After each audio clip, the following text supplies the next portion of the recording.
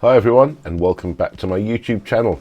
Today I have a very amusing interview with Tom Carradine, a dear friend of mine who is one of the UK's leading authorities on cockney sing-alongs, amongst many other stories and insights into the world of variety and entertainment at its absolute best.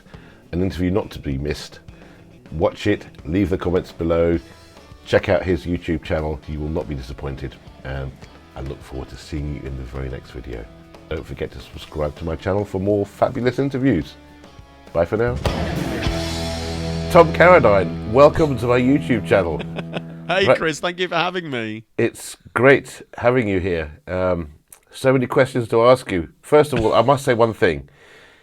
If only they made coat hangers in the shape of your moustache, my t-shirts and shirts would be perfectly hung up in the wardrobe. Absolutely fantastic. That's a magnificent moustache, I must say. You're very kind. My pride and joy. And I waxed it especially for you this evening. I've been bumbling around the house running my errands today, and I hadn't waxed it. And just as I knew I was going to chat to you, I thought I'd put some wax through it. So, Well, is it appropriate coat hanger shape for you now? It's absolutely perfect. Yes, you can hang all sorts of things on there, I'm sure. Christmas decorations, yeah. Fantastic. Well, it's great to finally have you here and to have this conversation. We've met several times.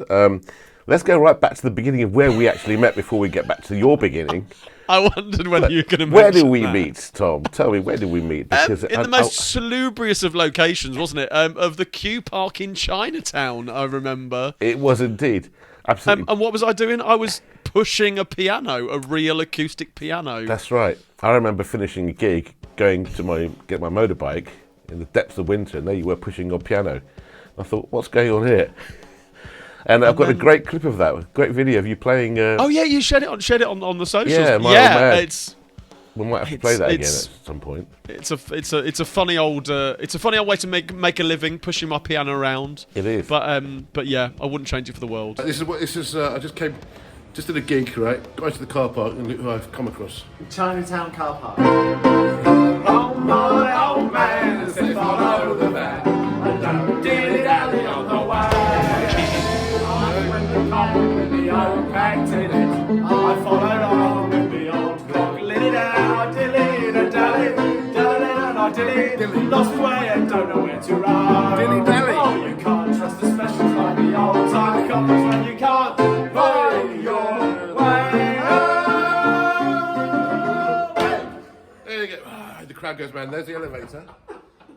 This is called elevator music. You see? Fantastic. Thanks, Tom and Charlie. Pleasure. Cheers, fantastic. See you soon. That's the way we do it in London town. Well, don't change it at all, because what you do is fantastic, and I want to share your history.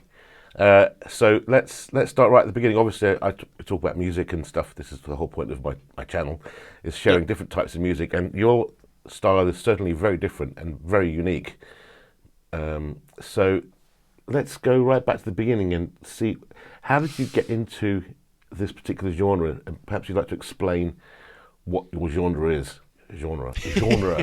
I suppose if you isolated my exact niche, I have little kind of tentacles that go into other niches, but my major niche that I make a full-time living from is I'm a pub piano sing-along pianist. So I push my real piano around and I entertain lovely people with good old-fashioned pub sing-along. So that could be anything from the Victorian music hall, which I'm a great fan of, the old music hall songs. It could be the wartime songs, First World War, Second World War. I mean, but equally it could be sing-along classics, as you know from your piano bar experience. Anything that are going to get people joining in. So that could be Piano Man, Sweet Caroline, Delilah, those kind of tunes that just gets everybody singing. They're the classics. Absolutely. And because it's that amazing, that feeling when everyone's singing together. It's unlike something like karaoke, I find. Karaoke is obviously, it's all about the solo voice. For me, what I do, and it's never about me performing, really. I always see myself as like I facilitate the audience having a great time, because I just trigger the audience to start singing along. And then equally, if they want to take me down a certain route or we get requests, then we go wherever for those. But I suppose to try and get it down back to the root of where my love of that comes from, it's a very long story. I'll try and cut it as short as possible. But growing up as a kid in Coventry, I don't have a cockney bone in my body. I was born and raised in Coventry in the Midlands. I was always fascinated with London as a child. My father and mother both studied at university in Roehampton, their teacher training qualifications in Roehampton. So they'd, in the 70s, spent lots of time in London. My dad was always fascinated with London. And I suppose growing up, I just kind of, I got that off them. My dad's love of London, and fascination in London history and the music. So there's that. And then doing shows as a kid, I was involved in the Scout Gang show. So when I was a Cub Scout, I was involved in Coventry Scout Gang show at the Belgrade Theatre in Coventry, which is like just a big old-fashioned variety show. It was back in 1990, I think. I started doing those, and but it's funny, those variety shows were based on a much earlier concept of kind of like variety shows from the 30s and 40s, and of course all the songs we were singing were the music hall songs and the wartime songs and all these kind of. So again, these kind of threads that come together to create who I am today. That's definitely a major part of it. The other thing was, of course, campfire singing around the campfire at Scout and Cub camps. So my kind of love of music came from that kind of direction. And then to cut a very long story short, I listened to the careers advisors, and instead of pursuing a musical career, because they didn't think that not that they didn't have a faith in me, but they were like, no, go and get a proper job, go and get a proper degree. So I was enjoyed science, so I was like, okay, well, I could be a scientist, and so I did a biochemistry degree at Imperial College in South Kensington.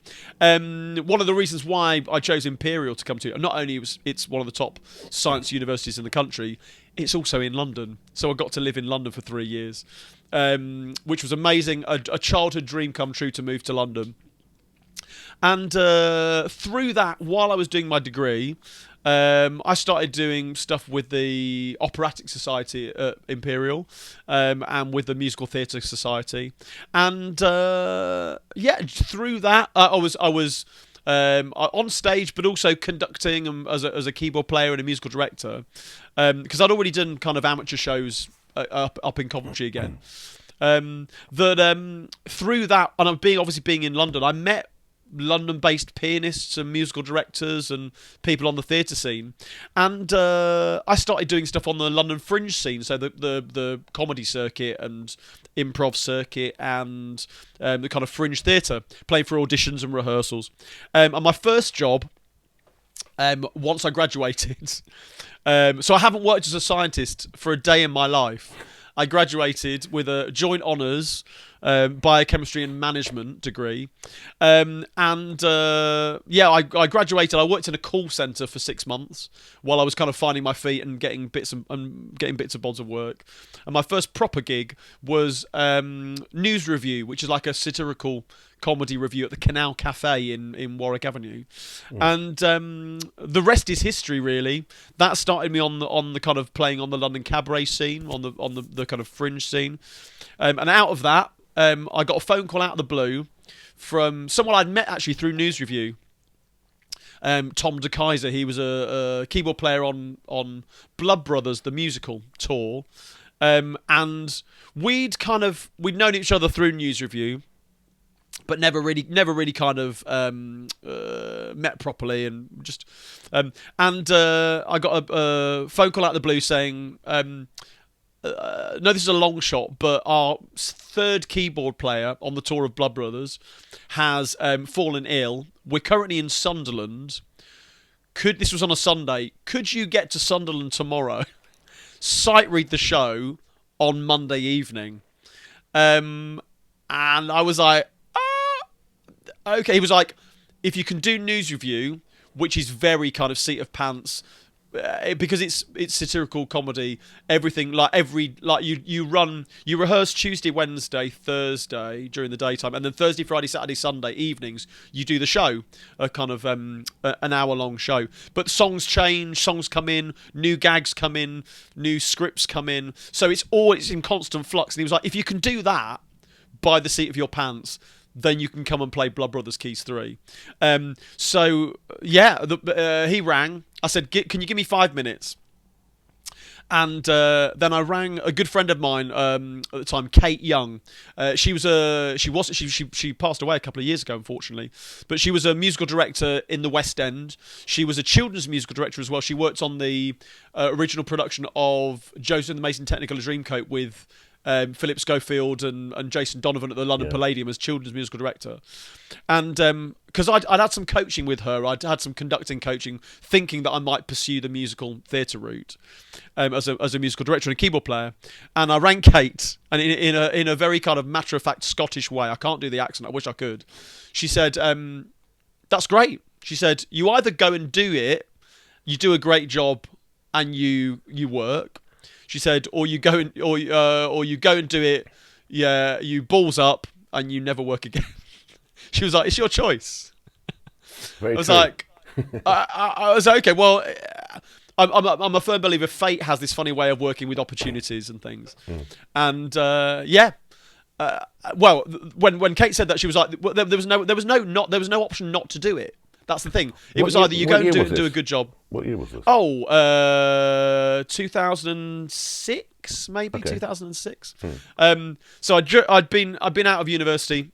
I'd been doing some fringe shows and stuff in London for a couple of years and doing some youth theatre teaching as well. But the thing with Kate was it was either you go and do it and do a good job and you work, or you go and do it and you don't do a good job and you never work again. So there was no option not to do it. So I rang Tom de Kaiser back up, and I was like, yep, I'll be there. So I got on the train the next day.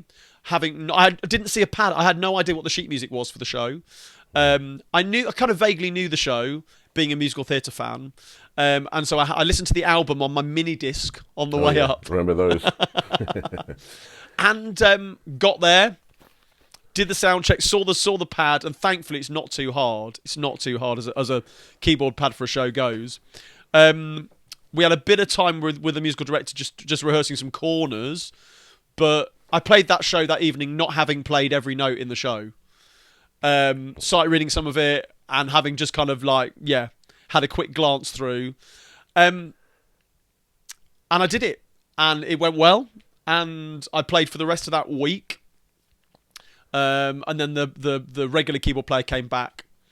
And then from that, I was into that kind of, having got my foot in the door, I was into that regular network of deputies, or kind of substitute players. So I went and depped on that again a couple of times. And then through that, I got a job as assistant musical director on the tour of Joseph and the Amazing Technicolor Dreamcoat, the national tour back in 2007. And certainly for my musical theatre career, the rest is history. I ended up playing. I did that. I did 2 tours of Scrooge with Tommy Steele as assistant musical director. I did the tour of Cabaret with Wayne Sleep and Samantha Barks out of the Birmingham Rep. That was 9 months on the road with that. And then I've also I did Priscilla Queen of the Desert a couple of years ago. I say a couple of years ago. No, it was when Andrew was young. God, it's been more like 10 years ago. But that was great fun. On The Sound of Music, I worked as children's musical director on the Sound of Music tour for a year as well. So, but then coming back to the pub piano stuff, the funny way of things working, when I decided to, because I'd got married, wanted to settle down. My wife and I lived in London for a bit. We wanted to move out to where we live in Tunbridge in Kent now. I started to work on the London scene, so started to play with vintage acts. On the London cabaret circuit. And that's what got me into doing the sing-along, to be honest. All these songs that I knew as a kid, it was always after hours, after these kind of gigs. You must know, you know what it's like, Chris, when you're at a party or whatever and there's a piano, so I'll go and play something.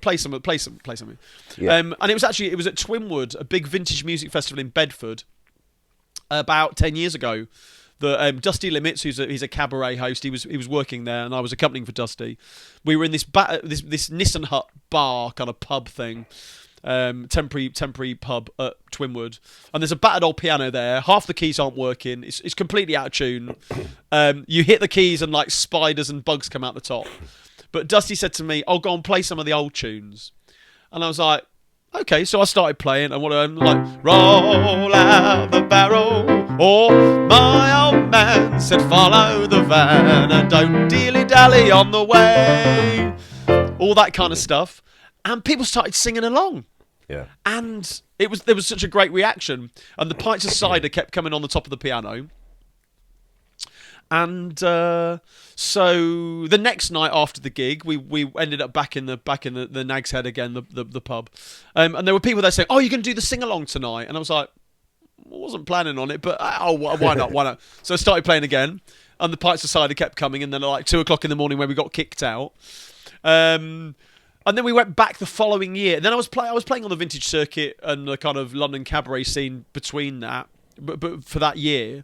And then when we went back the following year, there were people I saw outside going into the festival saying, "Oh, I'll see you in the Nag's Head after the show tonight. You're going to do the sing along."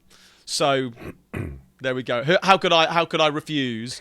Yeah. And that's where what I do now was born. The Carradine's Cockney sing along was born out of these late night cider fueled sing-alongs at the Nag's Head pub, the bar at Twinwood, and that was 10 years ago, and I've been making a living from it ever since. That's excellent.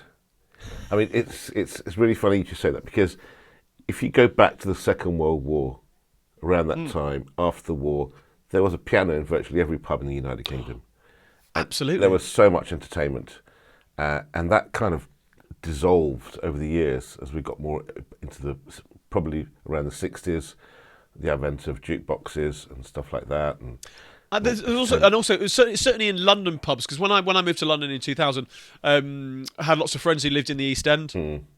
And even into the even into the 2000s, there were pianos in pubs, but nobody ever really played them anymore. No. So there's still that kind of, they had them. But I mean, I think one of the real kind of nails in the coffin for kind of pub piano, not only jukeboxes, but also the gastro pubs. When pubs became about eating as well as drinking, they just get rid of the pianos and put tables and stuff in. So, and also we've kind of lost that sing-along tradition, that community singing thing, which obviously harks back to the wartime, harks back to the music hall, that kind of music hall entertainment, that kind of back room of a pub kind of entertainment. I mean, yeah, or even family parties. I mean, I chatted a lot to a lot of proper cockneys, not my mockney, but chatting to proper East Londoners who talk about family parties, where Aunt Doris would play the piano and the boys would drag it down the street from someone else's house and she'd play on it, and everyone would have their party pieces that they'd sing, and they'd always sing the same song, or they'd have their own, or the dad might have dirty lyrics or adapted lyrics for certain songs and things, and that kind of tradition we've just lost. That's not there anymore. We all sit with watching our TV on YouTube or on catch up, and we're on our devices.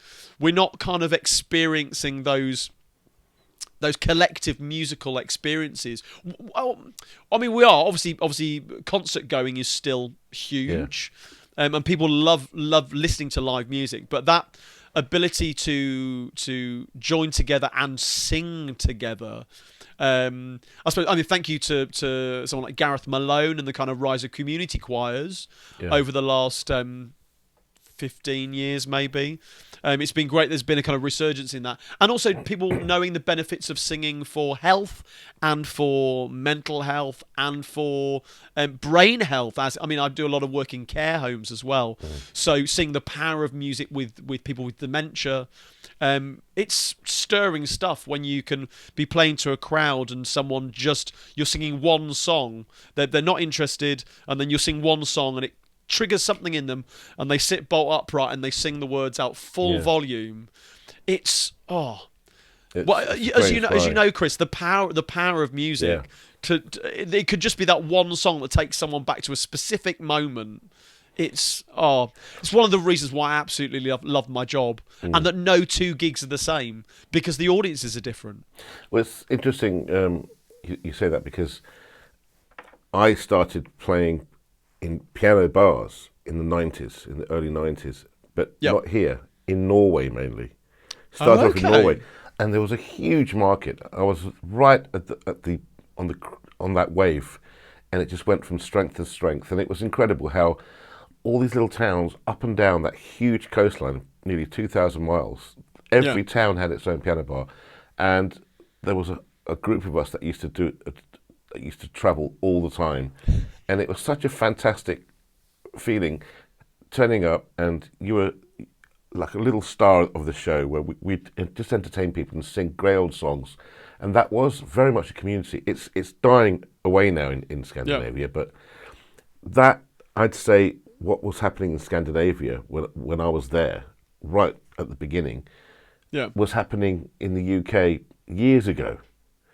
So I think it goes in phases, but I think it has to come back to the UK again. It has to. Well, maybe it is now, but people are starting to realise the power of having an entertainer there, just singing good old songs, sitting around the piano. It's not only great for your soul, it's great for business. It keeps Absolutely. It keeps everyone working, and it keeps people entertained, and it's a great. And also because one thing that I love about the London kind of scene and circuit at the moment is the fact that. And it excites me that the people now want, when they go out, they want to have an experiential evening. They want something interesting, or it's not just, we're not going to go for a drink. We want either interesting Instagrammable cocktails, or we want a really quirky concept, or hey, we're going to come to Tom Carradine's Cockney Sing-Along at Mr. Fogg's Tavern on a Thursday. It's like they want, or I mean, you see the rise of things like secret cinema and these kind of. Immersive events, or the immersive War of the Worlds thing. People want to feel part of something, and it not be a passive experience. I mean, I love going to live theatre. I love going to concerts. I love just experiencing all of that kind of first time. But often you're sitting there going, I just want to be part of this. I want to be, which is why I absolutely adore the sing-along. And certainly, as I mentioned, at Fogg's Tavern on a Thursday, it's like we can have people from around the world, Americans, people from the Far East, a real but then mixed with Londoners and people from out of town, and like older Londoners who come, who just love the fact that I'm keeping these songs alive, and alongside that, not only am I keeping these songs alive, but I'm creating this old-fashioned pub sing-along atmosphere.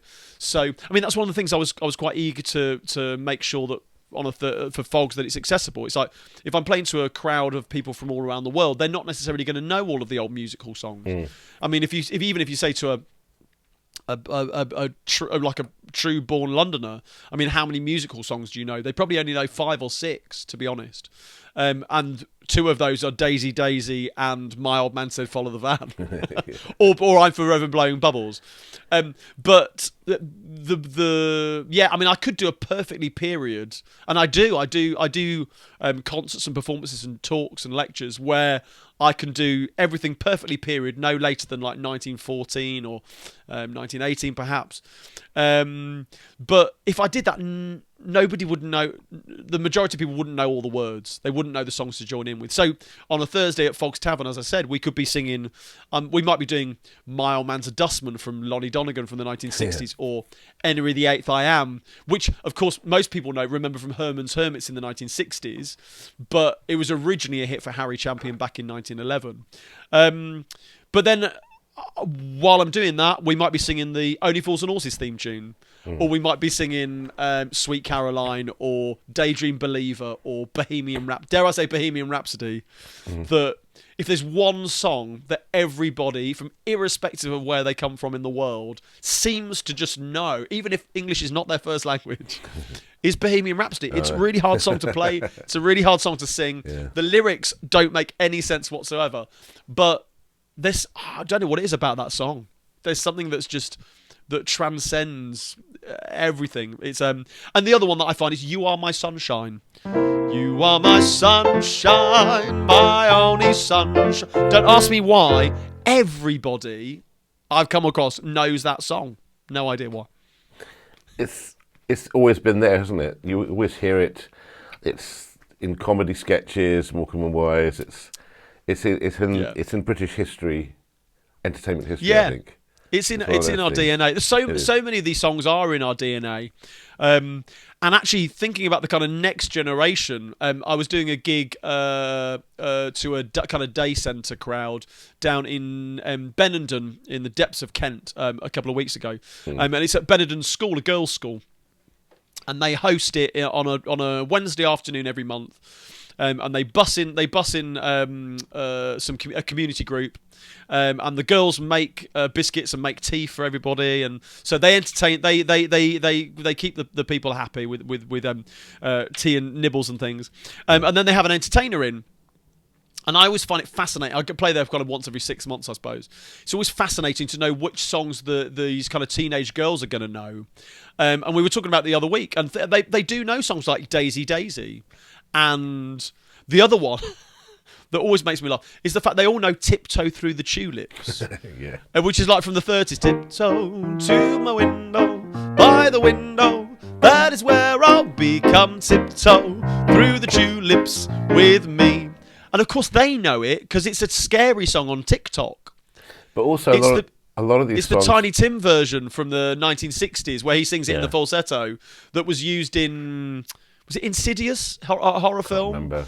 But don't forget, a lot of these songs were in films, big films as well, which are everywhere. Well, of course. So, is it Henry VIII? I'm Henry VIII, I am.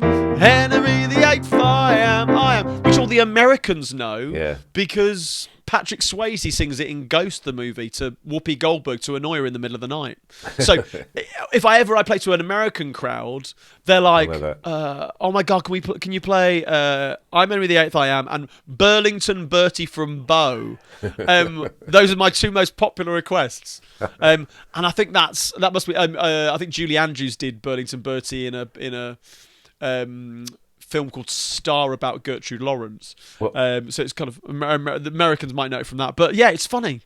So on that note, how about a little rendition of Burlington Bertie from Bow? Oh, why not? All the Americans love this one. Excellent. I'm Burlington Bertie, I rise at 10:30 and saunter along like a toff. I walk down the Strand with me gloves on me and then I walk down again with them off. I'm all airs and graces, correct easy paces. Without food so long I forgot where my face is. I'm Bert, I haven't a shirt, but my people are well off, you know. Nearly everyone knows me, from Smith to Lord Rosebery. I'm Burlington Bertie from Bow. Excellent. They don't write them like that anymore, do they? Well, actually, they don't. Or do they? Indeed, they don't. They don't. There could be a market there, but I have to say, next door I have a limerick book from the Victorian times, and it is hilarious. Very, very rude lyrics, but so well you can't recite any here. Cannot recite any here at all. No. Well, I'm going to have to come to you for some advice though, because I've got one of my favourite performers is Leslie Saroni. From the 1920s and 30s. He was part of a comedy double act. The two Leslies. So Leslie Saroni sang and Leslie Holmes played the piano and sang. And they wrote loads of silly songs, things like 47 Ginger-Headed Sailors and Miss Porkington Would Like Cream Puffs and Don't Be Cruel to a Vegetable. But Leslie Saroni did a song, I think in the 30s, with Jack Hilton and his orchestra called Rhymes. And it was one of these ones where he'd set up the rhyme. There was a young man from Calcutta. But he wouldn't sing the last line, and he'd get the audience to kind of insert their own lines. And I'm going to revive that for the show that I'm doing at Wilton's Music Hall in January. So if we can find any that it's only dirty on the last line and I leave that out, then can I use some of your lyrics? Or they all dirty? You can use the lyrics. Yes, there's loads. And I find actually humour works really well when you actually leave a space and let them use their imagination, which that can be one of the funniest things. I'll tell you, there was a young man from Mauritius limerick at some point, but again, it's not suitable for YouTube. There was a young man from Kentucky. Oh, okay.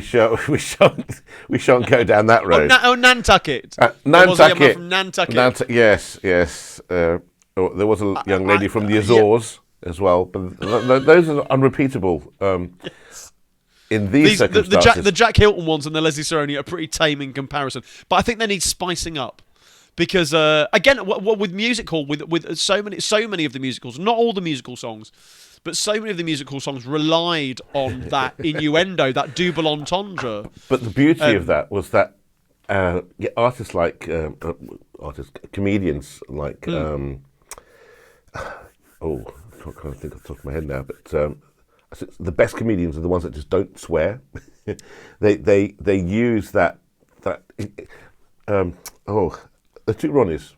Perfect, perfect example. Genius. I mean, the master of the mastery of the English language was just incredible. Yeah.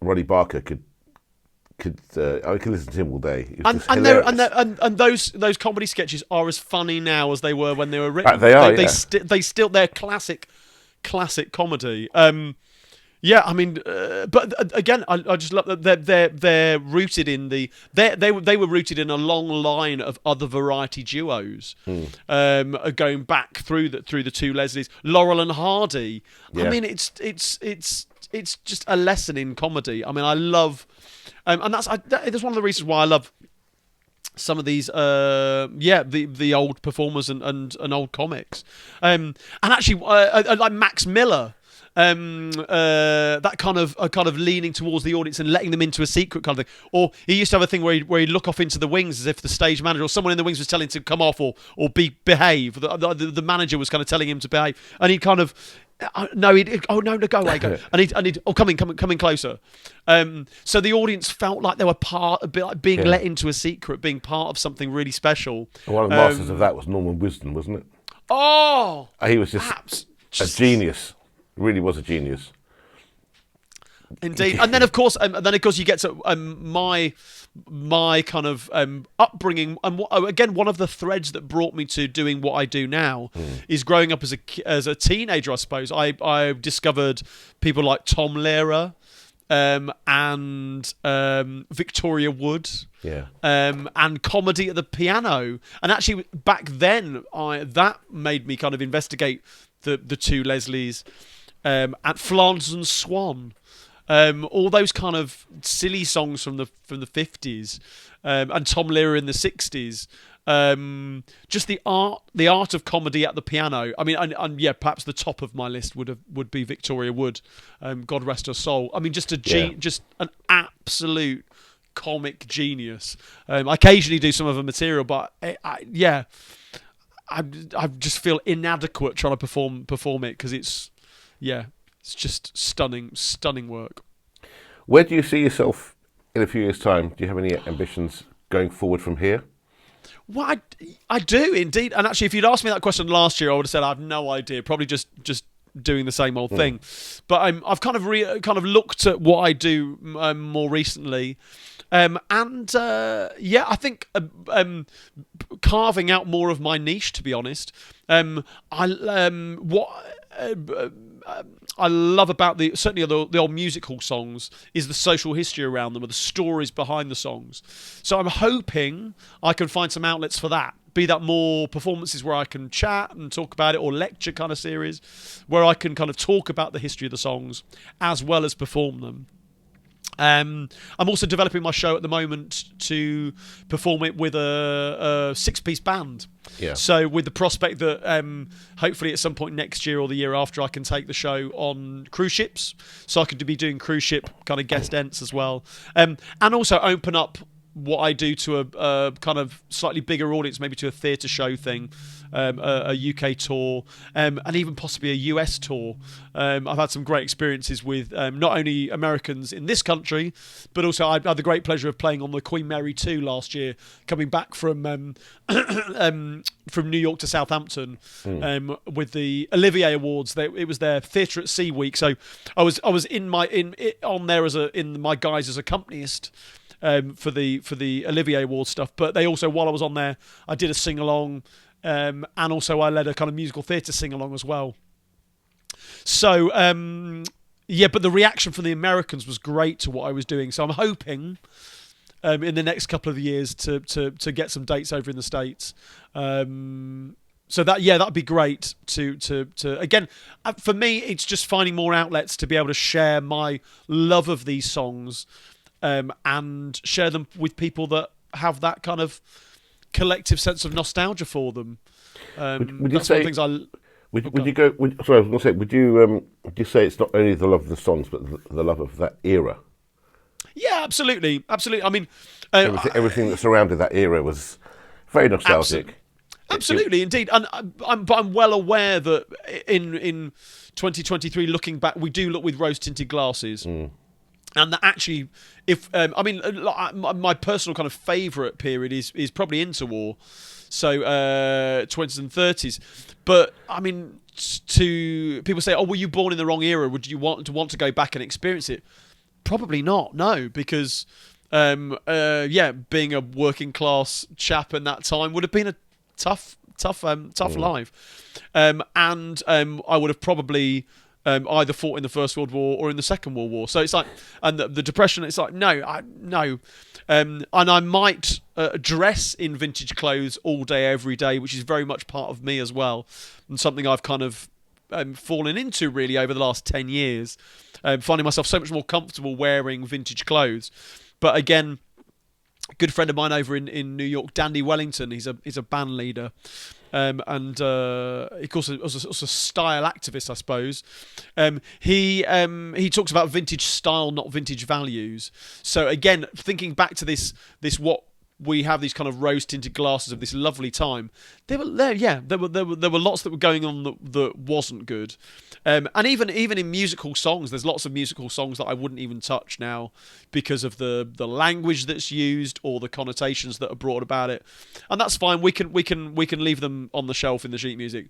But equally, there is so much music that we should be singing and bringing back to a modern audience, which in some small way I like to think I'm doing. So, we are harking, and I do love the eras that I kind of sing through. I love the Victorian music hall. I love the social history around that.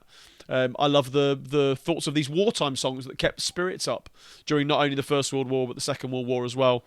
But if it was to go back and experience that firsthand.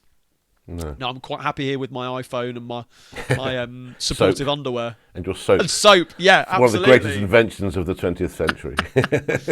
You're not wrong. You're not wrong. Tom, I have to ask you, so you love this old style music. You're superb at performing it and giving so much joy to many people. Oh. Have you considered writing your own material? And if not, why not? I have indeed. You have? I have. You have written, or you have? No, I've written a couple of songs with my stage husband, with Champagne Charlie, who I met in the elevator. Oh, you met where the band back. Yes. Absolutely. And we worked a lot together on the vintage scene and the London cabaret circuit over the last 10 years or so. And I played with his band Champagne Charlie and the Bubbly Boys, and we sat down a couple of years ago and we were trying to write some stuff. I always find, we've got a couple of great songs out of that, which we will record and we will kind of do something with soon. I hope you should definitely. But I always find whenever I try and write something, it just sounds like something else. I always fit into I end up playing the same progressions as something else, or I don't think I end up I don't have enough creativity for brand new musical ideas. I'm so kind of, dare I say, stuck in my ways with kind of what I play. So I don't know. I mean, personally, I've been performing so many years cover songs, famous songs, multi-million selling songs, night after night after night for many, many years. And that has really rubbed off on my songwriting because I've been writing a lot. I'm a very prolific songwriter. And I find that listening back to my material, it's a mixture of all those great songs coming out of my songs. So there must be something in your head which is a mishmash of all these great old songs that you play, something waiting to come out. I think you just need to sit down and get it out there. It's there, Tom. It is definitely there because you play all these incredible songs. They definitely must have a subconscious effect on your writing ability, which I think you really do need to share with the world. And it's about time you did. Oh, it's very kind of you. Well, I will give it a go. It's funny. I was thinking the other week about Flanagan and Allen, and their kind of songs, which a lot of them do kind of sound. They're very much rooted in. So Flanagan and Allen were a comedy duo from the Second World War, and they sang things like "Strolling, just strolling," and underneath the arches, we dream our dreams away. Underneath the arches, we dream our dreams away. And there's lots of kind of tropes in those songs where there's always like a daylight comes creeping, herald in the dawn, sleeping when it's there's like a kind of stop section, and there's the use of the kind of augmented chords and things. Yeah. So it's like if you told me I had to sit down and write a song, like a parody song in the style of Flanagan, I could probably do that. So maybe that's the start. Maybe that's I need to do something within that kind of kickstart. Then you'll find your style. Zone. You just need to find your style. Well, actually, one thing I really do need to do is write a song about a penny farthing. I was about to ask you that. The next question was, tell us about your penny farthing. I've seen the videos, and I know you went viral recently. I did indeed. So tell us about that. 1.7 million views of me on a penny farthing. So I'm for those who don't know what a penny farthing is, perhaps you'd like to explain. It's a Victorian-style bicycle. It's the one that you imagine when you think about Victorian bicycles. It's got a big wheel at the front and a small wheel at the back. It looks absolutely crazy to ride. I mean, it does take quite a lot of balls to do it because you can't stop. You can't stop abruptly. It hasn't got any brakes, and you can't stop abruptly. You have to kind of be moving to get on and get off it. But I love it. A few years ago, I went on I got a free ticket with a friend of mine who's a YouTuber who was making a video on a penny farthing tour in London. He was like, "You ought to come because I've got a ticket." He was like, "You ought to come because you'd fit in really well. Wear the outfit, wear the kind of period clothes." And so we did it, and I did it. And as soon as I did and we were after a kind of couple of hours of practicing around back end of Victoria and then St John Smith Square. There were 8 of us penny farthings through Piccadilly Circus and up. I mean, it's like it was crazy through central London on these penny farthings. And as soon as I did it, I was like, I want to get one. I want one of my own. How many of them were you there? I think about 8 of us. About 8 of us. But it was, it made me smile. It makes other people smile. When I'm cycling down Tunbridge High Street, because people you don't see them often, I suppose. Well, it's a great old form of transport, isn't it? Absolutely. And it's slightly crazy, and I suppose that kind of fits in with my kind of English eccentric kind of. I suppose I am a bit of an English eccentric, being a dapper chap and kind of wearing collar and tie to leave the house on a day-to-day basis. So I think. I'm sharing some of those videos recently, and I had one on TikTok. Started on TikTok. Though, I feel too old for TikTok. But it's working for me at the moment. 1.7 million views of me on my penny farthing with a bit of Queen at bicycle, I want to ride in the background. But that does make me wonder how I can kind of integrate that kind of content, the penny farthing content, and what I do. It kind of goes hand in hand, doesn't it? Maybe I should ride a donkey down Piccadilly High Street and see if I get 1.7 views. I could maybe start some new fashion, perhaps. What do you think? I'd follow you on the penny farthing. Well, That'd be brilliant. mean, that's my Greek Cypriot ancestry. You see, so course, the course. donkey was used to plough the field. So maybe I'll just have Back one of to those your roots. Back to kebab your things roots. going on in the background. Kleftico and a moussaka on the back. But as you were saying, sorry, I digress.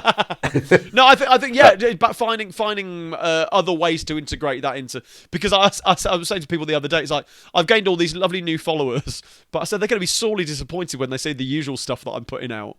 So I have to say, but I think if they're into that, then they might be into some of the silly songs and the music. I think you should design a penny farthing with a built-in piano that you can sit on, play the piano, and ride the penny farthing. Now, you may laugh, but I saw something similar, but it wasn't a penny farthing. It was a tricycle with a piano. A guy was sitting at the piano in Berlin, riding through Alexanderplatz, and it was hilarious. And I've got that on video somewhere. Yeah, I've got a couple of pictures of people kind of similar things, and also there's a guy in this country called Rimsky and a Handkerchief. It's a duo, one who plays a piano on a bike, and his partner who plays a double bass on a kind of bike as well. So I mean, I need to find someone who can fabricate one for me. Yeah, the penny farthing is.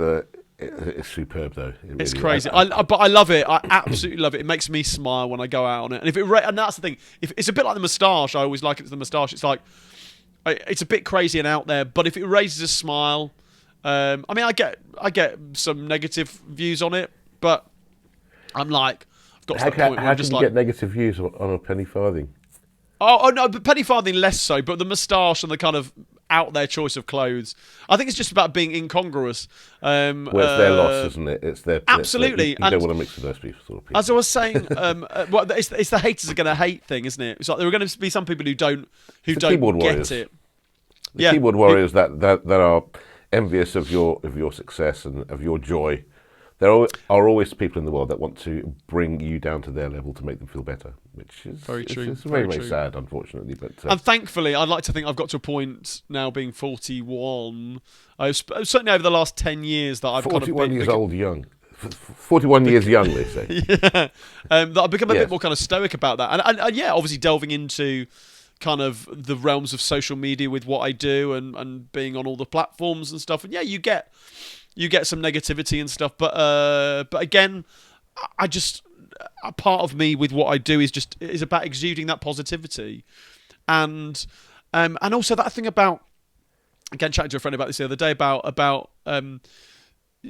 some people are very protective about the gigs and work, and they don't want to share it because it's like, oh, if I pass that on to someone else. But one of the greatest joys of what I do is the ability that if I can't do something that and as you found, Chris, it's like you covered a gig for me a few months ago. Yeah, it's like I'm very grateful.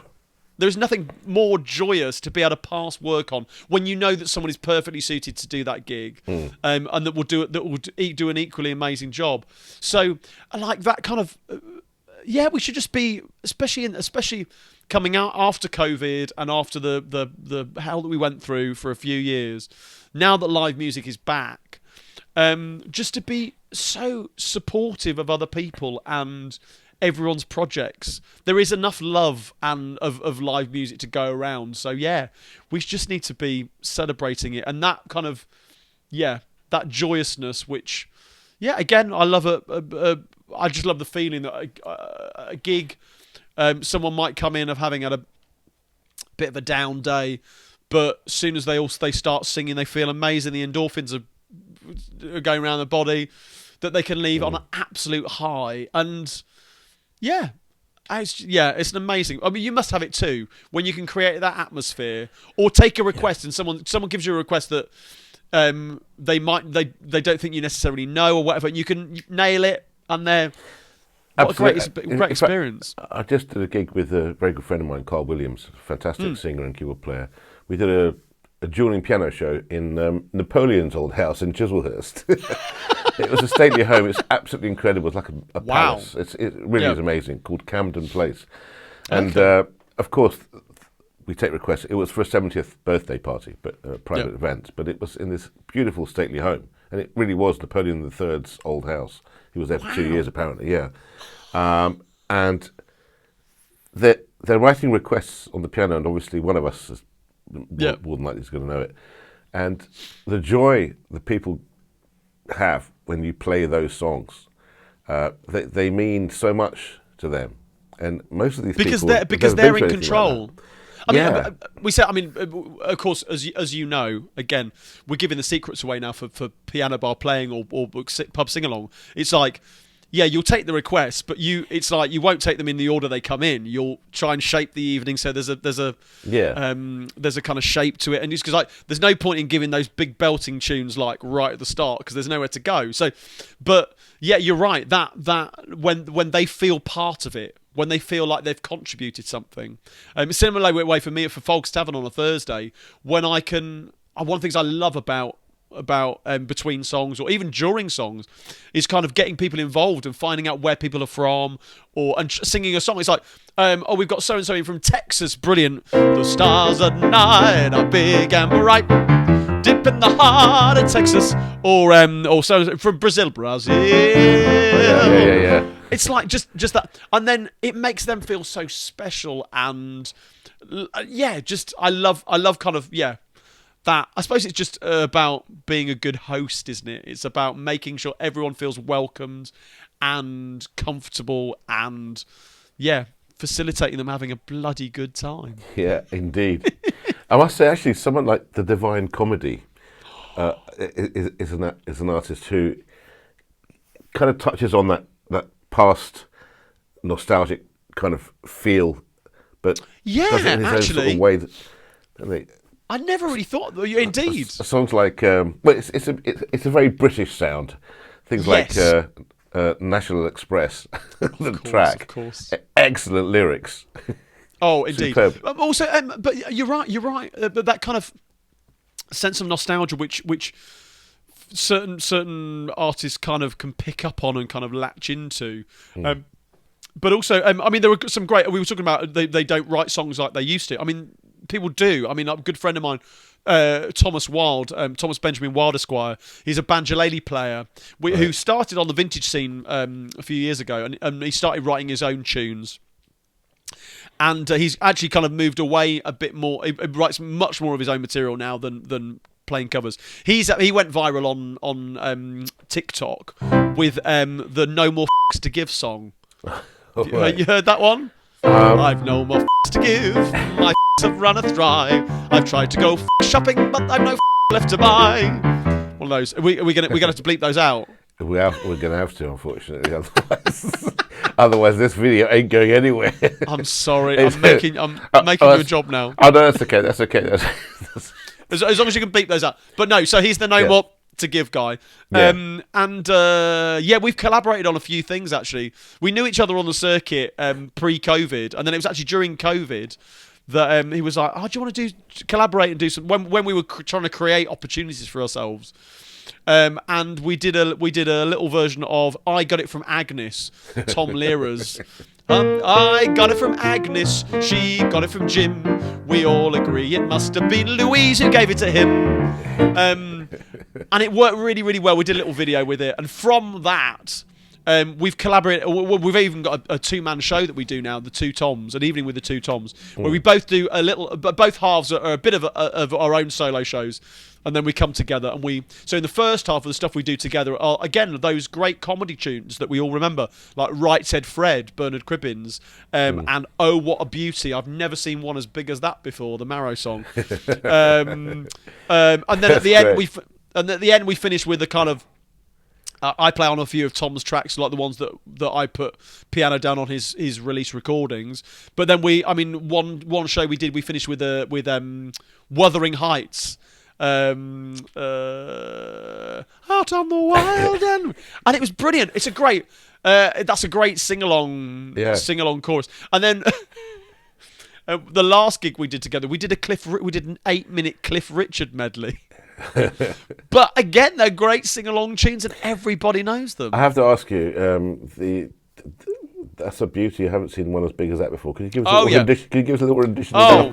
So I heard that recently. I can't remember where it was. the chorus sounds rude, but I mean the verse, it tells a story. It's about a man who grows a marrow. Of course it is. Any Wouldn't be American anything else. viewers, it's a large zucchini for a flower show. Down the road there lives a man I'd like you all to know. He grew a great big marrow for the local flower show. When the judges came around, they gave the prizes out. They only took one look at it and then began to shout, "Oh, what a beauty! I've never seen one as big as that before. Oh, what a beauty! It must be 2 foot long or even more. It's such a lovely colour, so nice and round and fat. I never thought a marrow could grow as big." What were you thinking, Chris? Oh, what a beauty! I've never seen one as big as that before. Get off me, marrow! I've never seen one as big as that before. Very, very good. They really don't write them like they used to. Superb. Oh no, they're the best. They really are. It just puts a smile on your face. It's so Absolutely. One of my favourite. I don't perform it very often, but another old Mario Lloyd one is she'd never had a ticket punched before, about a young girl going on the railway. But those musical songs rooted in that kind of double entendre and that wink and the nudge, that kind of comedy, which because actually the Oh What a Beauty was 1950s. Originally sung by Billy Cotton of Billy Cotton and his band, but that's been covered by the Wurzels. Recorded it. I think Kenneth Williams did. That's a very funny version. Yeah, for sure. Who else? Oh, I mean, it's been covered many times. But yeah, they're great. They're great comedies. Again, like the Right Said Fred. Hole in the Ground, the other B-side to that one. Or someone requested the other day, Ernie, he drove the fastest milk cart in the West. Benny Hill, do you remember that one? Yes. It's just... But again, they're comedy songs of an era and of a time. I must say, back in the 90s, I recorded the vocals. I sang the vocals to a rugby album, rugby songs. It was one of the rudest things I've ever done in my life. I was listening to that album in the van the other day. Oh my word! It was the alphabet A to Z. There's one song that goes A is for all covered. Yeah. Oh, Simone. B is for that one I did it with the roly poly up and then. Oh my goodness! It was. I managed to omit the rude words there. May I say? Brilliant, clever. Tom, it's been an absolute pleasure talking to you. We're gonna have to wrap this up, unfortunately. As time has defeated us, and I wish everyone's probably fallen asleep. I very much doubt it. I think you've woken the nation up with your charm and your fantastic rendition of these excellent songs, and long may it continue. I wish you all the very, very best for the future. And if there's anything I can do to help, please. Well, we need to find some more opportunities to collaborate and absolutely. I'm sure we will, definitely. My mind's always working on these opportunities are wonderful in our business because we need to grab them as they come along. And absolutely. Me interviewing you here, spread that positivity. Yeah, what you've been talking about for the last hour or so is just fantastic, and I just can't wait for people to share this and to listen to you and to hear you and to go and see you live and to enjoy your fantastic show. Do it and do it soon. Put that band together and get it out there because the world needs you. Oh, I think you will save the world, Tom, with your charm and your wonderful. Even if it's only a small way, bringing a bit of joy. That's all I can ask. It certainly brought a lot of joy to me today. It's been wonderful. Thoroughly enjoyed chatting with you today, Tom. And, great to chat. Thanks for having me. Let's catch up again in the near future. Maybe do another one, and then find out once you've recorded and released your own material. And absolutely. I better get writing. And had a few gigs under your belt with the band on those cruises. Let's catch up, and we shall watch this space, I think. Absolutely. I'll be watching it too. Yes. Well, Tom, take care, and let's know where people can see you, where they can connect with you on social media. Tell us where. All the details are on my website. The best one is tomcarradine.com. CARRADINE, tomcarradine.com. All my event details are on there. And my act is Carradine's Cockney Singalong. So again, you can find me on all the socials, just at Tom Carradine, or at Cockney Singalong. You can find me there. I've still got your the beer coaster that you beer gave mats. me. Fantastic. I might Practical even- business cards. They're Oh, brilliant. they're fantastic, they yeah. get everywhere. They get everywhere. That font is to die for. It was the best font. The Phileas Fogg font, I think it was. Something like that. So, Tom, thanks again. God bless you, and see you very, very soon. Absolute pleasure. Nice All to see the you. best. Take care. Cheers. Bye Bye. for now.